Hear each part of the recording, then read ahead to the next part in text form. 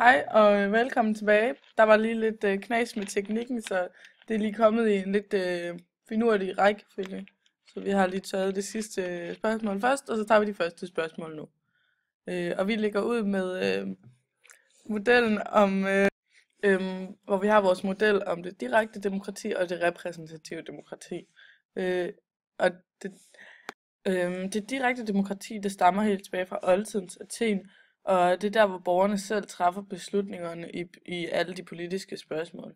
Og så bliver der ligesom samlet nogle folk, og så bliver der lagt et emne ud til debat, hvor de så skal stemme, og så er det flertallets beslutning, der bliver gyldig. Og det direkte demokrati bliver ikke praktiseret i dag, fordi vores samfund det er blevet rigtig stort, og det er blevet meget mere kompliceret i forhold til, hvad det var dengang. Vi har meget få elementer i direkte demokrati, for eksempel folkeafstemning om for eksempel ændring af grundloven, og noget med hensyn til EU, for eksempel den der diskussion om kroner og øre.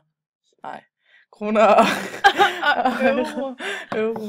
Og så i de sidste 100 år har der kun været folkeafstemning 17 gange, så det sker ikke så altid. I det repræsentative demokrati er det de borgere, der har valgret, der vælger nogle repræsentanter, der får overdrevet retten til at træffe de autoritative beslutninger på folkets vegne.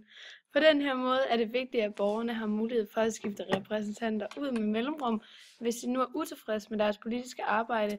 For eksempel at vi i DK har folketingsvalg hver 4 år. De har også andre borgerlige rettigheder til det repræsentative demokrati, for eksempel ytringsfrihed og sammenligningsfrihed. Og i Danmark, der karakteriserer vi det repræsentative demokrati, da vi har politikere, som stemmer ind i Folketinget, som så forholder sig til de forskellige beslutninger. Og det er også det, vi kan se her på modellen, hvor i direkte demokrati, der går folket lige direkte over til beslutningerne selv, uden nogen mellemmand eller noget. Hvor nede i det repræsentative, der har vi vores repræsentanter som mellemmand mellem folket og beslutningerne.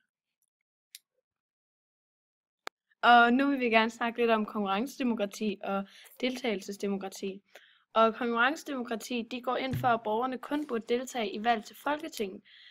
De synes, det er bedst, når de politiske repræsentanter, de har valgt, skal arbejde uden indflydelse udefra, fordi de gerne vil have det så effektivt som muligt. De har en smule kontrol over, hvem der bliver valgt, og de kan også skifte dem ud næste gang, der er valg, hvis de gør det meget dårligt. Deltagelsesdemokrater, de går meget ind for, at alle skal bidrage, og det kun er politikerne. Og det sker ligesom via aktiv deltagelse i partier, offentlige debatter osv. Og de synes, at være politisk aktiv bør være ligesom en livsform. Og så har de også tænkt på, at det vil blive mere og mere tilfredse med de politiske processer og beslutninger, fordi de selv er med i processen. I Danmark, der karakteriserer vi det konkurrencedemokrati, da vi vælger repræsentanter i Folketinget. Det er heller ikke en livsform, som deltagelsesdemokrati går ind for. Det er heller ikke en selvfølge, at vi skal deltage i debatter og være politisk aktiv. Altså, det er i hvert fald ikke alle, der har sådan. Og nu vil vi gerne snakke lidt om det parlamentariske system og præsidentielle system. Og vi starter lige med det parlamentariske system, som vi har i Danmark.